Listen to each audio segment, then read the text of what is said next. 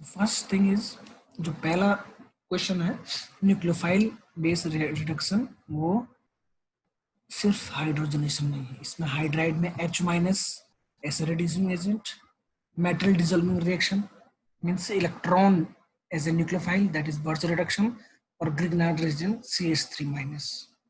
जैसे carbon carbon bond बन जाएगा कार्बोनिल में, तो वो एक रिड्यूस्ड प्रोडक्ट अल्कोहल बना लेगा, जैसे हम जानते हैं। सिर्फ हाइड्रोजनेशन ऐसा है क्योंकि हाइड्रोजन गैस यूज होती है और ये डबल बॉन्ड का कीमोसेलेक्टिवली रिड्यूस करता है, ना कि कार्बोनिल ग्रुप को।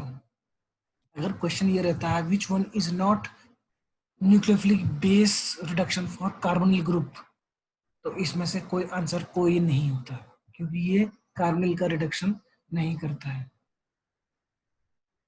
तो हमें जो सेंटेंस लिखा हुआ है उसके बारे में भी हमको बहुत अच्छे से पता होना चाहिए, इस सेंटेंस का क्या मतलब है। तो पहला क्वेश्चन था जिसका आंसर बी था। Let's move to the next question. Which transition required lowest frequency. First हमें पता होना चाहिए लोएस्ट फ्रीक्वेंसी मतलब लोएस्ट एनर्जी, फ्रीक्वेंसी और एनर्जी। लोएस्ट एनर्जी किस ट्रांजिशन में होगा जहां पर एनर्जी गैप सबसे कम होगा, यानी लोएस्ट एनर्जी इसको ट्रांजिशन के लिए लग रही है, तो लोएस्ट एनर्जी उसमें लगेगी जिसमें एनर्जी गैप कम होगा। अब हम ऑर्बिटल के सीक्वेंस में देखते हैं, sigma pi n pi star n sigma star, ये इस किसी भी मॉलिक्यूल्स में जो ऑर्बिटल इंटरेक्शन है या ऑर्बिटल जो बॉन्डिंग इलेक्ट्रॉन्स है उनका एक सीक्वेंस है, एनर्जी सीक्वेंस। सिग्मा स्टार सबसे ज्यादा एनर्जी जो कि एंटी बॉन्डिंग ऑर्बिटल है, फिर पाई स्टार, और ये बॉन्डिंग ऑर्बिटल के एनर्जी सीक्वेंस है। सिग्मा और पाई, पाई में ज्यादा एनर्जी है, और एन क्या है, non bonding electron. Non bonded electron जो बॉन्डेड ही नहीं है, ऑब्वियस सी बात उसी के ट्रांजिशन में ज्यादा कम एनर्जी लगेगी, तो ये बॉन्डेड सबसे ज्यादा आसानी से कहा जाने वाला है पाई स्टार में, ना कि सिग्मा स्टार। तो सबसे ज्यादा एनर्जी लगने वाली है सिग्मा टू सिग्मा स्टार, इसलिए चौथा ऑप्शन इज रॉन्ग। फिर दूसरा sigma to pi star, this is also wrong.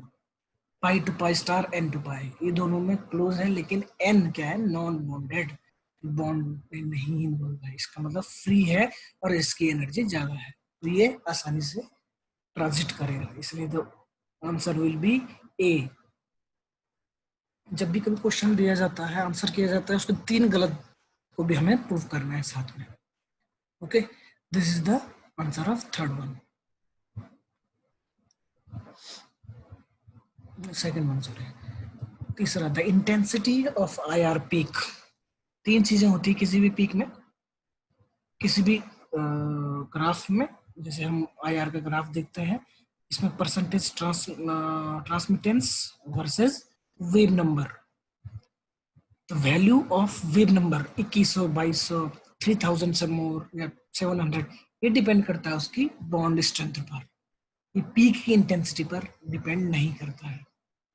तो बॉन्ड स्ट्रेंथ की डिपेंड करता है उसकी वैल्यू पर, लेकिन हम पूछ क्या रहे हैं इंटेंसिटी, तो बॉन्ड स्ट्रेंथ को क्रॉस करना, और बॉन्ड स्ट्रेंथ और रिड्यूस्ड मास दोनों ही इसकी IR की वैल्यू के लिए काउंट किए जाते हैं as per Hooke's law. Hooke's law बोलता है कि wave number is proportional to the bond strength and inversely proportional to the reduced mass. ठीक है, ये दोनों हो गए क्रॉस। अब हम पूछ रहे हैं इंटेंसिटी। दूसरी चीज होती है shape of the peak, whether it is intense, sorry whether it is narrow और ब्रॉड। इंटेंसिटी ये है इसकी। ठीक है, 3 चीजें हो, एक तो नंबर हो गया, किस नंबर पर ये पीक आ रही है, दूसरा इसकी इंटेंसिटी कितनी है, तीसरा शेप क्या है। शेप करता है हाइड्रोजन बॉन्ड, अगर हाइड्रोजन बॉन्ड है उसमें तो उसकी शेप क्या होगी, ब्रॉड, जैसे OH की पीक होती है। तो ये शेप नहीं पूछ रहा, ये इंटेंसिटी पूछ रहा है, तो इसका मतलब बचता है dipole moment. Yes, dipole moment require होना चाहिए, होता है आईआर की एक्टिविटी के लिए। Dipole moment, fluctuating dipole moment is mandatory requirement for the IR activity. तो जितना ज्यादा एक्टिव होगा उतने उसकी डाइपोल मोमेंट ज्यादा, इसलिए कार्बोनिल की पीक बहुत इंटेंस होती है, यानी कि उसमें आईआर का एब्जॉर्प्शन सबसे ज्यादा होता है due to the dipole moment, ना कि वो हाइड्रोजन बॉन्ड और बॉन्ड स्ट्रेंथ और रिड्यूस मास की वजह से। ठीक है, द आंसर इज डी।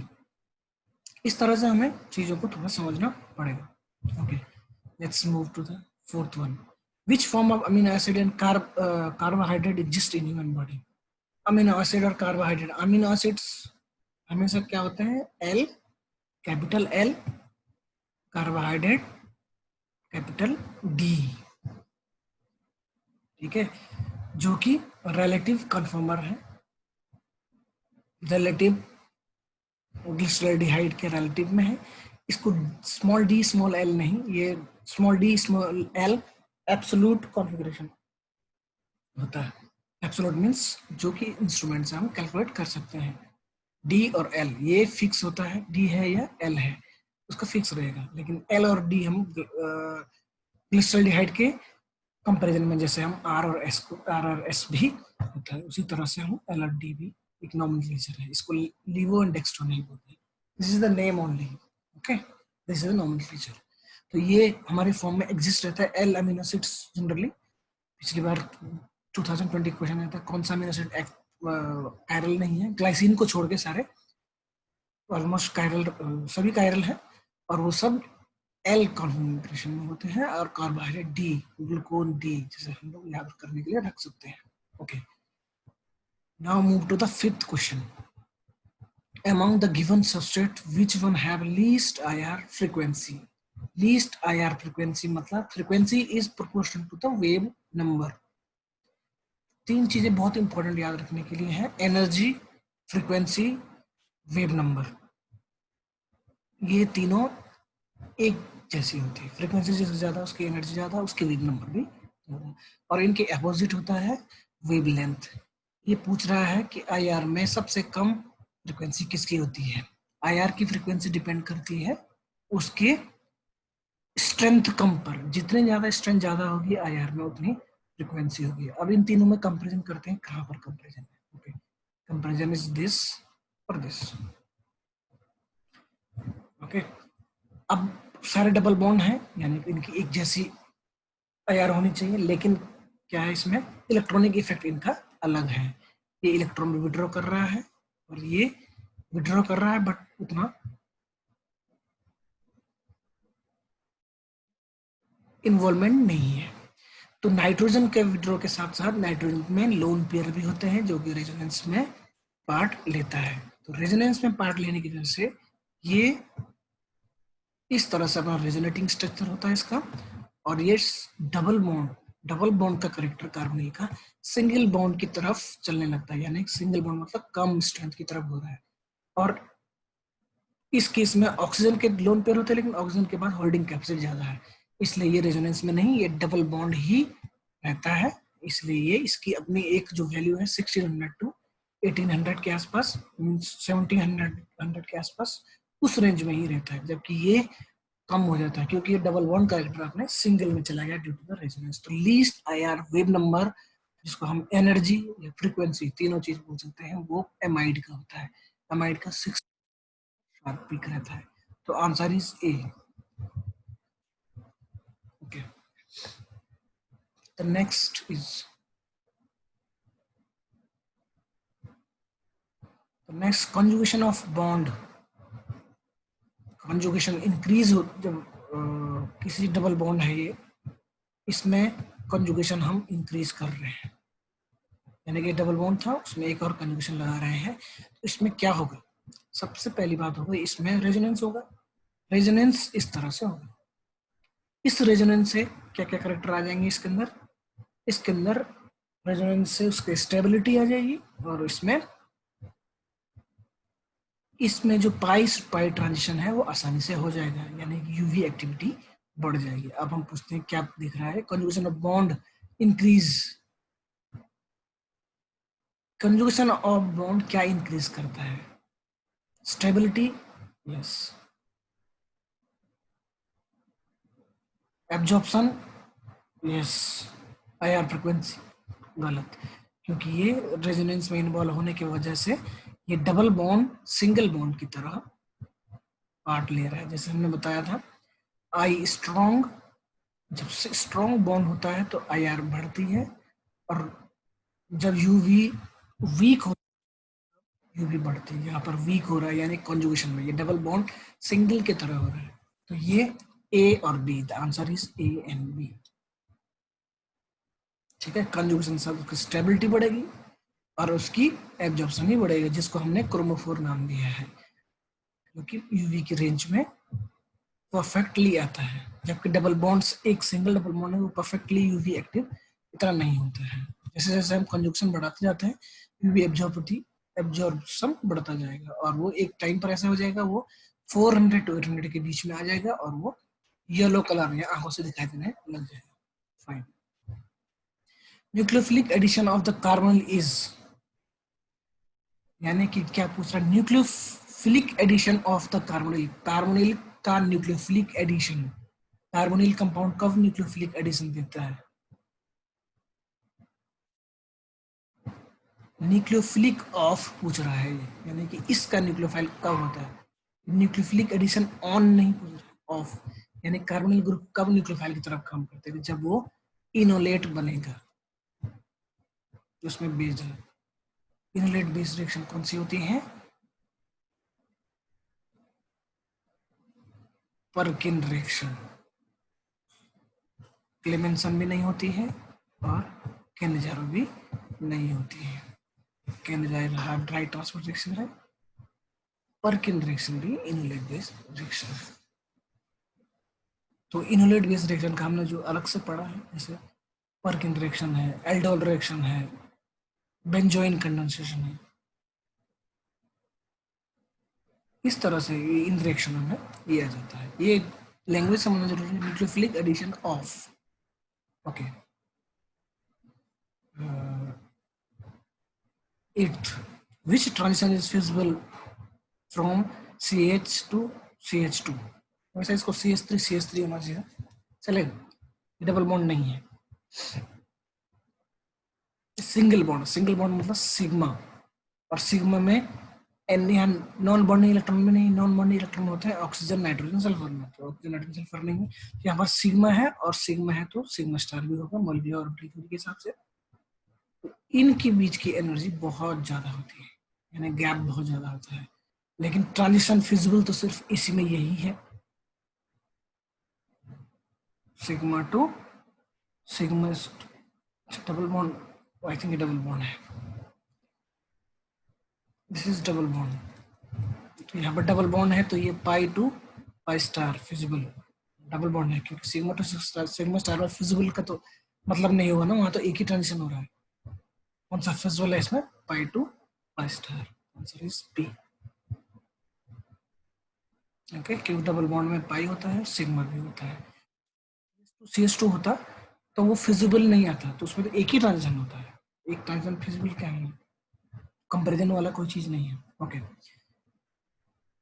अब नेक्स्ट क्वेश्चन है, which transition moves toward higher energy in the polar solvent? Polar solvent क्या करता है? सबसे पहले हम देखते हैं कि ट्रांजिशन किस तरह से होते हैं। एक होता है N2 यूवी ट्रांजिशन, और जनरली N2 पाई स्टार, और एक pi to pi star, pi to pi star. UV का जो बेसिक प्रिंसिपल है, द जंपिंग ऑफ इलेक्ट्रॉन, जितना आसानी से जंप कर रहा होगा उतनी कम एनर्जी लगेगी, और उतना कम फ्रीक्वेंसी होगी, और उतना लैम्डा मैक्स ज्यादा होगा, यानी यूवी ऑप्शन वीक होने पर ज्यादा होगा जितना उसका जंप करने की कैपेबिलिटी होगी। अब दो ट्रांजिशन है, N2 पाई स्टार और पाई टू पाई स्टार। N मतलब ये नॉन बॉन्डिंग इलेक्ट्रॉन, तो इलेक्ट्रॉन है, पाई बॉन्डेड इलेक्ट्रॉन, जो कि बॉन्ड बनाने की कैपेबिलिटी में नहीं है। पोलर सॉल्वेंट करता क्या है? पोलर सॉल्वेंट हाइड्रोजन बॉन्ड बनाने की कैपेबिलिटी रखता है, तो हाइड्रोजन बॉन्ड ये तो पाई के साथ नहीं बनाएगा, तो उसके पास इलेक्ट्रॉन है नहीं। एन जो कि इलेक्ट्रॉन है, वो हाइड्रोजन, इस पोलर सॉल्वेंट के हाइड्रोजन बॉन्डिंग कैपेसिटी को अट्रैक्ट करेगा इस पर। जैसे ही बॉन्ड बन जाएगा इसका मतलब वो आप इजी अब जंप नहीं कर पाएगा। जो पहले इजी जंप कर रहा होगा अब वो जंप नहीं कर पाएगा, यानी कि अब उसको एनर्जी ज्यादा चाहिए। ज्यादा मीन एनर्जी मतलब ज्यादा फ्रिक्वेंसी और कम wavelength. Which transition moves toward the higher energy. Higher energy किस ट्रांजिशन, किस प्रकार टाइप के ट्रांजिशन में पोलर बॉन्ड से हायर एनर्जी में चला जाता है? ये चला जाता है N2 pi स्टार, क्योंकि पोलर सॉल्वेंट N के साथ हाइड्रोजन बॉन्ड बनाता है। जैसे ही हाइड्रोजन बॉन्ड बना देगा तो N आसानी से नहीं जा पाएगा, जिससे वो हायर एनर्जी गैप में चला जाएगा। इसीलिए N2 pi स्टार ट्रांजिशन में पोलर सॉल्वेंट एनर्जी गैप बढ़ा देता है और पाई टू पाई स्टार में एनर्जी गैप कम कर देता है, क्योंकि पाई के पास इलेक्ट्रॉन नहीं तो ये पाई स्टार के पास इंटरेक्शन कर लेता है, क्योंकि pi star anti bonding polar होता है कंपेयर टू बॉन्डेड इलेक्ट्रॉन से। तो ये यहाँ पर बाइंड करके पाई स्टार स्टेबल करता है। बॉन्ड बनाने के बाद कोई भी चीज स्टेबल हो जाएगी, नीचे आ जाएगा, एनर्जी कम हो जाएगा तो इनके बीच का एनर्जी गैप कम हो जाएगा। जबकि दूसरे केस में N2 पाई स्टार में एनर्जी गैप बढ़ रहा था। तो the answer is N2 pi star, first one.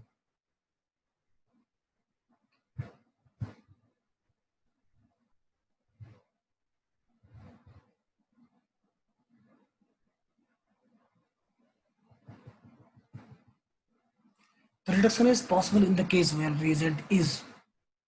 कभी भी क्वेश्चन जब हम करते हैं तो हमें पहले आंसर को देखना होता है, कोई आंसर हमें एकदम से सही नहीं करना। यानी कि ये क्या हो रहा है, कार्बोनिल से सी, ओके। अगर ये हो रहा हो तो ये ऐसा नहीं हो रहा है।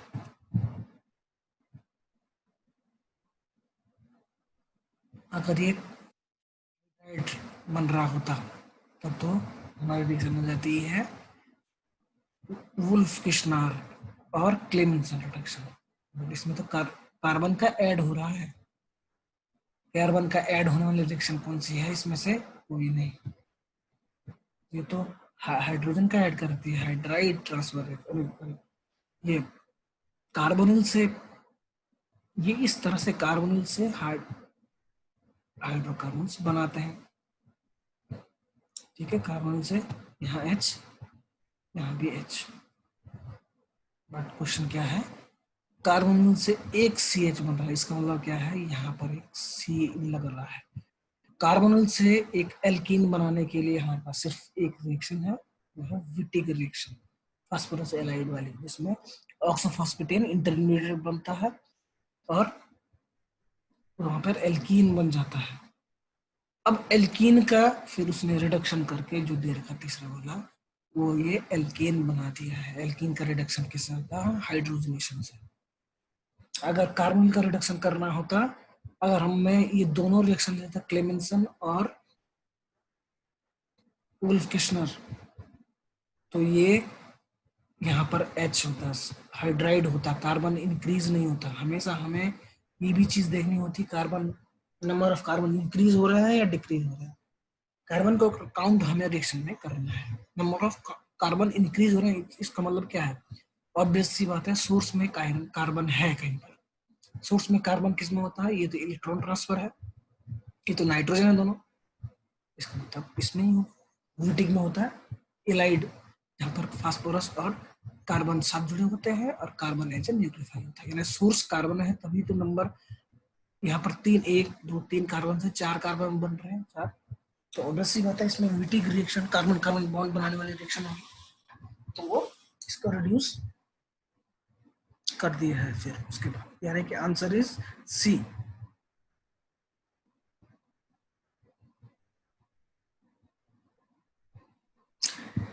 विच one is not leaving group? तो आसान सा सवाल है। तो OH, ये क्वेश्चन आया भी है। OH लिविंग ग्रुप नहीं है, इसीलिए OH को एसिडिक बना के OH2 प्लस बना के लीव किया जाता है। जैसे हम कभी कभी देखते हैं एस्टर का हाइड्रोलिसिस, या एस्टर को, या एसिड को एस्टर बनाने के लिए हम लोग जनरली उसका यूज करते हैं, किसका? एसिड का, क्योंकि यहाँ पर OH लीव नहीं करता है, तो यहाँ पर लीव कराने के लिए हम इसको OH प्लस कर देते हैं, फिर O यहाँ नेगेटिव करके रेजोनेंस करके एस्टर बना लेता है। यानी कि एसिड से एस्टर बनाने के लिए हमको अल्कोहल के साथ एसिड भी लेना पड़ता है। Because of this OH is not good leaving group, उसको प्रोटोनेट करके हमें लीव करना पड़ता है। या फिर एक रिएक्शन ऐसी जिसमें इसको लीव किया जा सकता है, वो रिएक्शन है समगो रिएक्शन। है इंपॉर्टेंट पर आपके सिलेबस में नहीं है, उसमें इन्वर्जन होता है उसका। ठीक है, फाइन, कोई नहीं। अभी हमारा आंसर ए है।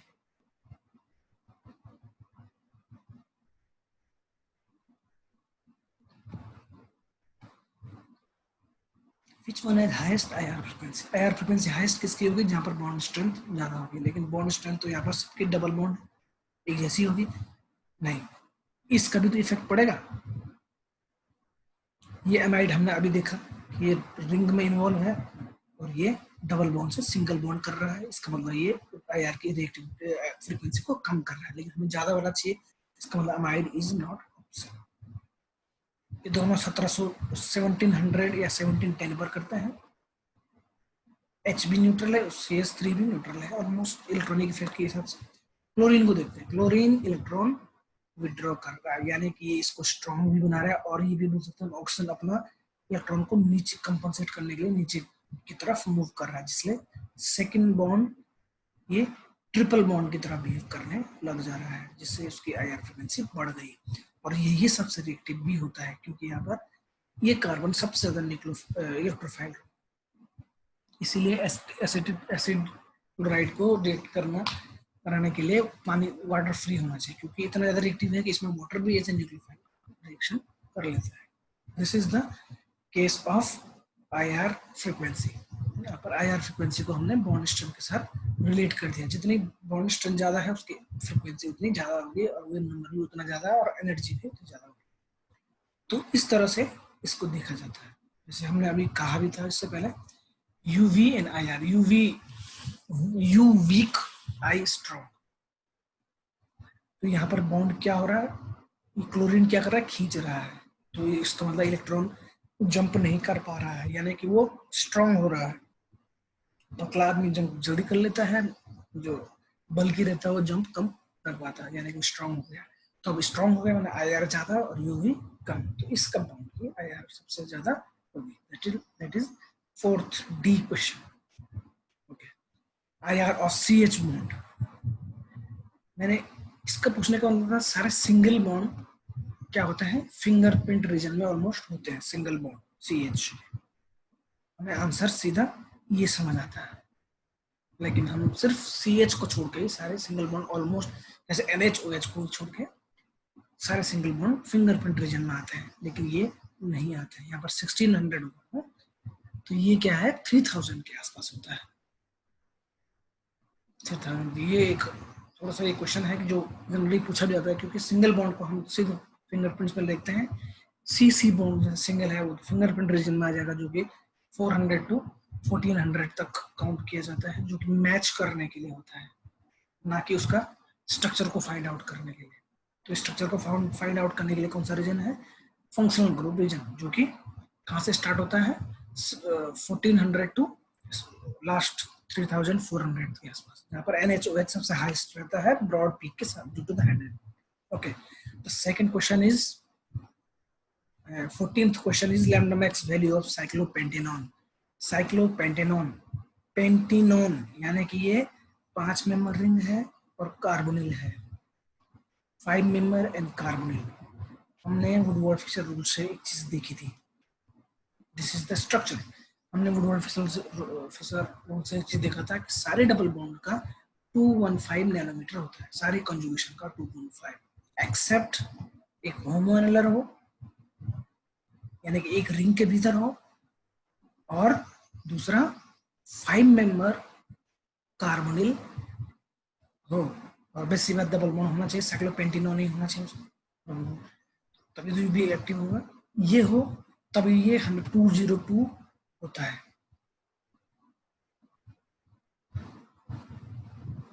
ठीक है, ये ऑप्शन, इसमें ऑप्शन गलत है थोड़ा सा, और ही क्वेश्चन रिपीट हो गया, ठीक है। इसमें 202 आंसर होना चाहिए, nanometre. Woodward Fieser rule से हम जानते हैं एक बेस वैल्यू होती है सबकी 202, 20253 और सबकी 215, होमोएनुलर की 253 और इस कार्बोनिल वाले की साइक्लोपेंटेन 202, बाकियों की सबके 215 और उसमें ऐड होता जाता है। अगर उसमें कंजुगेशन है तो 30 ऐड हो जाएगा, और उसमें एक्सोसाइक्लिक बॉन्ड है तो 5 ऐड हो जाता है और रिंग रेसिड्यू 5 हो जाता है। कार्बोनिल के केस में अल्फा बीटा कार्बन अलग होता है, फिर कार्बोनिल एक फंक्शनल ग्रुप है, उसके जो नेक्स्ट कार्बन है उसको हम अल्फा बोलते हैं। अल्फा में 10 12 18 10 ऐसा ही कुछ है, 15 हो सकता है, तो कंफ्यूज हो रहा हूँ। तो यही है अल्फा बीटा कार्बन अलग है, और इस तरह से हमें इस चीज को देखना है, ठीक है। इसका तो ऑप्शन देखते हैं, which is not hydride transfer reagent. कौन सा हाइड्राइड ट्रांसफर रिएजेंट कौन से होते हैं? सबसे पहले हमको देखना होगा हाइड्राइड ट्रांसफर क्या होता है। हाइड्राइड H- एक न्यूक्लियोफाइल होता है जो कार्बोनिल की तरफ रिएक्शन करता है, कार्बोनिल के इलेक्ट्रोफिलिक कार्बन पर, इस पर कार्बोनाइल न्यूक्लियोफाइल। पहले भी क्वेश्चन आया होता है कौन सा न्यूक्लियोफाइल नहीं है, पर लेकिन hydride nucleophile. Hydride transfer agent sodium borohydride, जो भी हाइड्राइड होता है इसमें देखते हैं कौन कौन है। नॉट की बात अलग है, NaBH4 हाइड्राइड है, lithium aluminide hydride agent BH4 borane है, RMGX ग्रिग्नाइड एजेंट है जिसमें हाइड्राइड न्यूक्लियोफाइल नहीं होता, जिसमें कार्बन एज ए न्यूक्लियोफाइल होता है। हम पिछले क्वेश्चन में भी देख चुके हैं, जिसमें कौन सा न्यूक्लियोफाइल नहीं था, वो था हाइड्रोजन गैस नहीं थी, लेकिन कार्बन ऐसे न्यूक्लियोफाइल था। तो यानी कि इसमें कार्बन एक न्यूक्लियोफाइल है, जबकि हम पूछ रहे हैं हाइड्राइड न्यूक्लियोफाइल। इसका मतलब क्या है? RMGX इज ए आंसर, वो नहीं है। और हम जानते हैं हाइड्राइड ट्रांसफर LAH स्ट्रॉन्ग होता है, कीमो सेलेक्टिव नहीं होता है। BH4 एसिड के लिए कीमो सेलेक्टिव होता है। सोडियम बोरोहाइड्रेट कार्बोनिल के लिए कीमो सेलेक्टिव होता है। कीमो सेलेक्टिव मतलब वन फंक्शनल ग्रुप, एक कार्बन में अगर दो हो तो उसमें एक फंक्शनल ग्रुप पर उसकी एफिनिटी ज्यादा है तो उसको कीमो सेलेक्टिव बोलते हैं। जैसे कार्बोनिल के साथ अगर डबल बॉन्ड हो कहीं पर, एल्कीन हो, अगर मैं लिथियम एल्यूमिनियम हाइड्राइड डालूं तो डबल बॉन्ड जो है, डबल उसका कार्बन एल्कीन वाला वो नहीं रिड्यूस होगा, जबकि अगर मैं हाइड्रोजन गैस डालूंगा कीमो सेलेक्टिवली एल्कीन वाला रिड्यूस करेगा, ना कि कार्बोनिल को। उसी केस में जैसे एसिड और एल्डिहाइड हो तो हम बोरेन, अगर हम एसिड को बिना डिस्टर्ब किए हुए एल्डिहाइड को रिड्यूस कर रहे हैं तो हम BH4 यूज करते हैं। BH4 is for reducing agent for electron rich carbonyl। Electron rich carbonyl होते हैं एमाइड और एसिड। क्यों? क्योंकि वो अपने इलेक्ट्रॉन्स कार्बोनिल की तरफ मूव करते हैं, जैसे हमने अभी एमाइड में देखा था IR की जो फ्रीक्वेंसी कम हो रही थी। ये सारी चीजें, दोनों चीजें इंटर रिलेटेड है। हमें इसके बारे में एक क्वेश्चन से ही दोनों को सॉल्व करने होता है, चाहे वो IR एनालिसिस और केमिस्ट्री का बहुत क्लब करके हमें देखना होगा। यहाँ पर तभी क्वेश्चन IR फ्रीक्वेंसी हाईएस्ट है और रिएक्टिविटी हाईएस्ट है टुवर्ड्स न्यूक्लियोफाइल। तो ये अगर टुवर्ड्स इलेक्ट्रोफाइल आता तब ये होता, क्योंकि इनोलेट सिर्फ इसी में बनता है। कार्बोनिल तभी न्यूक्लियोफाइल की तरफ बाइंड करेगा, मींस एक्ट करेगा जब वो इनोलेट बना पाएगा, तो इनोलेट तो सिर्फ इसी में बनता है। इसलिए ये तो चीजें समझने के लिए है कि हमारा क्या न्यूक्लियोफाइल है, कौन सा इलेक्ट्रोफाइल है, और नंबर ऑफ कार्बन इंक्रीज हो रहे हैं या डिक्रीज हो रहे हैं, it is very very important. कौन सा रिएजेंट्स क्या कर रहा है, that is important. Bond strength किसी ग्रुप की कम हो रही है, ज्यादा हो रही है, या वो IR इंक्रीज करने के लिए है अगर बॉन्ड स्ट्रेंथ ज्यादा हो रही है। तो इस तरह से एक कंप्लीट जो सेटअप होता है बॉन्ड का, जो इंटरेक्शन वगैरह, तो उसमें हम दोनों क्वेश्चंस को सॉल्व कर पाते हैं। नेक्स्ट क्वेश्चन पर आते हैं, 16th question. What is the range of UV? 200 to 400। 100 to 200 क्या वैक्यूम यूवी हम जिनको नाम देते हैं। 400 to 600 क्या है, जो कि विजिबल रेंज है इसकी, विजिबल की। 400 to 800 भी विजिबल है, 400 to 700। तो 400 to 800 है तो 400 to 600 भी होगा, ऑब्वियस। जितना ज्यादा ऊपर बढ़ता जाएगा वी बिग और रेड की तरफ जाएगा तो उसकी वैल्यू बढ़ती जाएगी। यानी अगर तुम कंजुगेशन बढ़ाते जाओगे तो वो कंपाउंड रेड होने लगेगा, क्योंकि उसकी लैम्डा बढ़ती जाएगी। लैम्डा क्यों बढ़ती जाएगी? क्योंकि वो एनर्जी गैप कम होता जाएगा, क्योंकि वो आसानी से जंप करता रहेगा, क्योंकि वो खुद रेजोनेंस में जंप कर रहा है। तो पहले से जंप कर रहा है, उसको जंप कराना आसान होता है। आसान मीन्स एनर्जी कम, एनर्जी कम मीन्स वेवलेंथ ज्यादा, तो वेवलेंथ ज्यादा इसमें होता है। इसीलिए रेड शिफ्ट हम नाम देते हैं किसी भी ऑक्सोक्रेन जो टच होता है उसके साथ अटैच होता है और लैम्डा मैक्स बढ़ाता है, उसको हम ऑक्सोक्रोन के नाम से भी मीन्स रेड शिफ्ट भी बोलते हैं। Cannizzaro reaction is, Cannizzaro reaction हमें पता है कि इनोलेट बेस्ड नहीं है। इसमें ऐसा कार्बोनिल ग्रुप है जिसमें CH3 नहीं है और इसमें बेस डाल रहे हैं। ठीक है, कभी भी कार्बोनिल ग्रुप में अगर अल्फा हाइड्रोजन में बेस डाल रहे तो इनोलेट बनेगा, तो इनोलेट बेस्ड रिएक्शन होगी, चाहे वो एल्डोल है, पर्किन है, मैनिक है,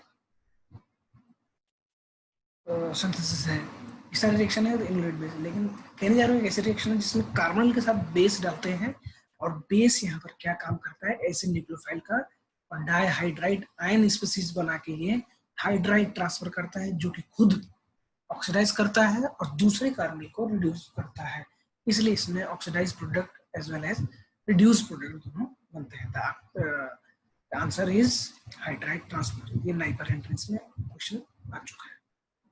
तो ये केमिस्ट्री के क्वेश्चन थे जो कि हमने सॉल्व किया। अब आप देख रहे होंगे इसमें सिर्फ नंबर ऑफ कार्बन काउंट कर रहे हैं, बॉन्ड स्ट्रेंथ कम या ज्यादा हो रही है, रिएक्टिविटी हो रही है, रेजोनेंस है या नहीं है, सिर्फ 5-6 कंसेप्ट। ऑक्सीजन नाइट्रोजन है तो उसमें नॉन बाउंड्री इलेक्ट्रॉन होगा, ऑक्सीजन के पास ज्यादा होल्डिंग कैपेसिटी है नाइट्रोजन से, यानी कि नाइट्रोजन के इलेक्ट्रॉन्स जो रिमूव कर जाते हैं, यानी ज्यादा बेसिक कंपाउंड होते हैं नाइट्रोजन कंटेनिंग।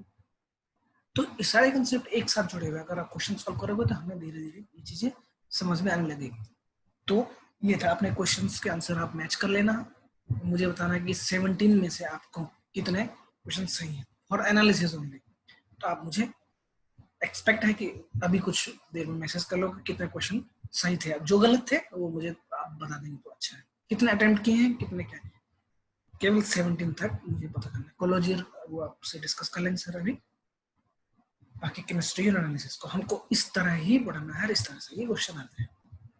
पिछली बार का क्वेश्चन भी वही जैसे था, अभी मैंने क्लेमेंसन रिडक्शन की बात की, या वुल्फ किश्नर NH2 जिसमें साइक्लोपेंटीन से पेंटानॉन से साइक्लोहेक्सेन बन रहा था, साइक्लोहेक्सेनॉन से साइक्लोहेक्सेन बन रहा था। कौन सी रिएक्शन थी? तो विलियम वुल्फ किश्नर रिएक्शन थी और उसमें हाइड्रोजन यूज होता था, तो वो यूज किया हुआ है। इस तरह से क्वेश्चन आते हैं और हमें चीजें समझ नहीं आती। ठीक है, आप मुझे कितने भेजा आंसर एक बार, कितने क्वेश्चन सही किए आप लोगों ने, फिर हम डिटेल में डिस्कस करते हैं।